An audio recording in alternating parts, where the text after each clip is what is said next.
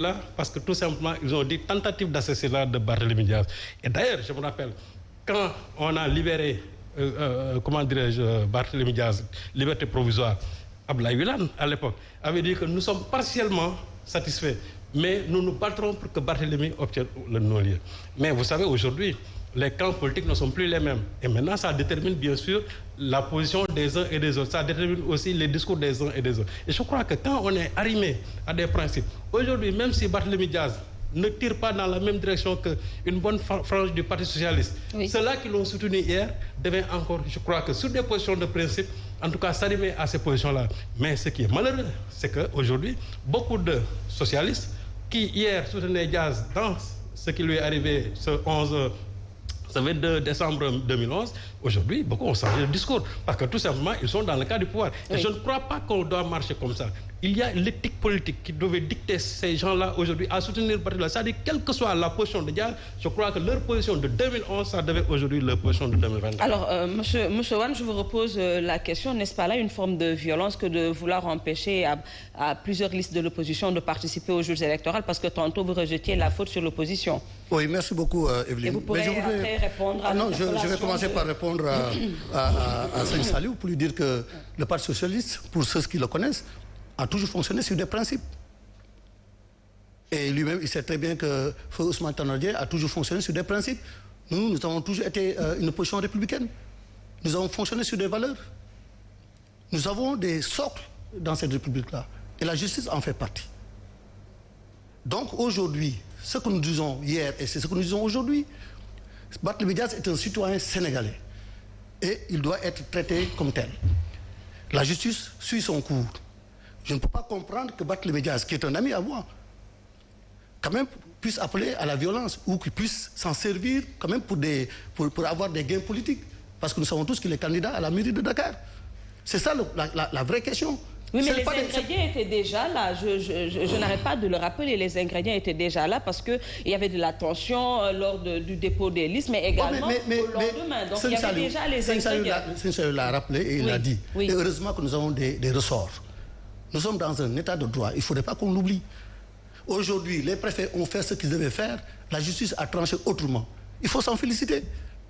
Il faut s'en féliciter. Comme aujourd'hui, la justice est saisie du dossier de Barthélémy Diaz, il faut faire confiance à la justice. Mais ça également, c'est une forme de violence quand même. Oui, mais non, moi, je ne vois pas la forme de violence. Quand dans toute une région, on empêche à une coalition... vous savez, ça, c'est une forme de violence, c'est pousser cette coalition à bout, en fait. Il faut d'abord analyser les causes de ce... Qu'est-ce qui s'est passé réellement? Parce qu'en général, ce que nous avons constaté, qu'il y a des responsables qui ne maîtrisent pas le code. Parce que la plupart de ces responsables n'ont pas maîtrisé le code, ne connaissent pas le code. Peut-être que même aussi, il faut le dire, peut-être que les sous-préfets aussi, ou les préfets ne connaissent pas ou ne maîtrisent pas le code. Et ça peut-être que ça peut être le cas. Parce que ce sont des jeunes qui, aujourd'hui, le mandataire, s'il accepte de se faire corrompre ou de se faire manipuler pour ne pas déposer une liste. Mais moi, je m'en félicite tout simplement du fait que la justice s'est saisie de la question et a tranché dans le bon sens. Je pense que nous devons aller dans les élections, à ces élections de manière apaisée. Moi, je m'en félicite. Mais encore une fois, rappelez que ce que Seigne Saliou dit, je suis complètement en déphasage. Parce que ce n'est pas comme ça que ça s'est passé. Parce que nous sommes aujourd'hui effectivement du camp du pouvoir. Mais là, on doit faire confiance à la justice. Et parce que Barthélémy Diaz, rappelons-le, c'est lui-même qui a interjeté appel. Et c'est lui-même aujourd'hui qui refuse d'aller répondre à la justice. Et qui menace même en disant que si on me convoque la prochaine fois, au mois de décembre, je n'irai pas répondre. Alors que c'est lui-même qui a demandé à ce qu'on rejuge son dossier. Donc il y a quelque part une incompréhension. Une incompréhension. Nous sommes tous égaux devant la loi. Que ce soit moi-même, que ce soit le président de la République. On doit répondre. Lui-même, surtout que c'est lui-même qui a suscité ce dossier-là en appel. Donc moi, je ne vois pas périr à la demeure. On doit se féliciter aujourd'hui que la justice, la Cour d'appel, s'est saisie de ces dossiers-là et que ces dossiers-là, aujourd'hui, ont connu donc une issue heureuse. Maintenant, il faut, dans la sérénité, préparer ces élections-là et que le maire gagne. Maintenant, appeler, moi je connais bien mon ami Barthélémy Diaz. C'est une manière de se peser, c'est une manière de se préparer. Parce que quand même, la ville de Dakar, ça va être extrêmement difficile pour lui. Extrêmement difficile. Et donc, il est en train de se peser, de voir un peu, de créer un engouement pour préparer ces élections-là. C'est comme ça que moi je l'analyse. Et donc, en soi, il doit sagement aller répondre. Et s'il ne répond pas, la Cour aussi a des moyens.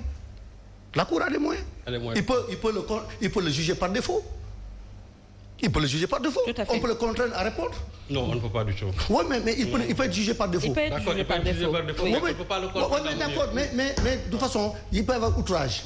Parce que la manière dont il brave, et d'ailleurs même je félicite le ministre de la Justice qui a même fait une sortie pour quand même fustiger cette... Il faut le fustiger parce que lui, il ne doit pas se prononcer sur ce dossier-là. Mais il ne s'est pas prononcé. Mais quand un citoyen sénégalais... Il a été interpellé d'une rencontre. Il a été interpellé. Je crois que la position sage du ministre, ça devait tout simplement...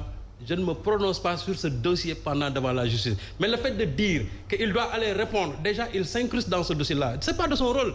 Barthélémy Diaz, lui, il est majeur, vacciné. Barthélémy Diaz a bel et bien, comment dirais-je, la possibilité de dire que moi, je n'irai pas. Mais il le conseille quand même d'aller répondre. Non, ce n'est pas lui le conseiller. Ce n'est pas lui l'avocat. Lui, il est ministre de la République. C'est-à-dire, à un certain moment aussi, lui, il n'est pas avocat de Barthélémy, même s'il est avocat de profession. Les avocats de Barthélémy Diaz sont bien placés pour dire à Barthélémy, tu cours des risques demain pour ne pas aller répondre ou bien déférer à la convocation du juge. Malick Sall doit se taire. Pourquoi il n'a pas pris le contre-pied en disant que oui, Barthélémy, il peut bel et bien rester chez lui et ne pas répondre au juge. Donc, ce n'est pas à lui de le dire. Quand il y a un dossier devant la justice, le ministre de la Justice doit se taire sur ce dossier-là. Aujourd'hui, il appartient strictement à ses conseils et à ceux qui sont concernés. Mais celui-là, lui, il n'a pas évoqué le fond du dossier. Non, j'ai dit par principe, il ne doit même pas ouvrir la bouche sur ce dossier-là. Ce n'est pas à lui de dire la conduite à tenir. Parce que vous savez le problème qui se pose demain. Demain, s'il y a quelque chose, on dira que déjà le ministre avait prévu cela ou bien le ministre s'était déjà prononcé dans un sens ou bien dans tel autre sens. Mais Maître Aïssata Tall Sall s'est prononcé sur l'affaire du trafic de passeports diplomatiques. Disant que la justice fait son travail et on le lui a reproché également. Aïssata Tall, c'est pas la même chose. Aïssata Tall, c'est son ministère qui a été éclaboussé par cette affaire-là. Et elle ne s'est pas prononcée. Je vous le concède. Oui, donc elle ne s'est pas prononcée. Ici, M. Malick Sall n'est pas concerné par ce dossier. Lui, c'est le patron tout simplement de la justice dans ce pays, à part bien sûr le président de la République. Mais lui, il ne doit pas se prononcer sur ce dossier-là. Maintenant, c'est quelqu'un qui est coutumier des faits. C'est que dès l'instant qu'il y a un dossier, devant la justice, il s'incruste dans ce dossier-là alors qu'il n'est pas de son rôle de se prononcer. Voilà, avant qu'on aille à... Mais c'est un dossier signalé. C'est un dossier signalé, lui-même, il le sait. Parce que c'est le dossier qui peut appeler à un trouble à l'ordre public. Et moi, je comprends très bien la position de Maître Malick Sall, qui est avocat. Il peut être poursuivi pour trouble à l'ordre public. Mais regardez ce qui s'est passé. Regardez ce qui s'est passé. Ils ont détalé comme des... Voilà. Non.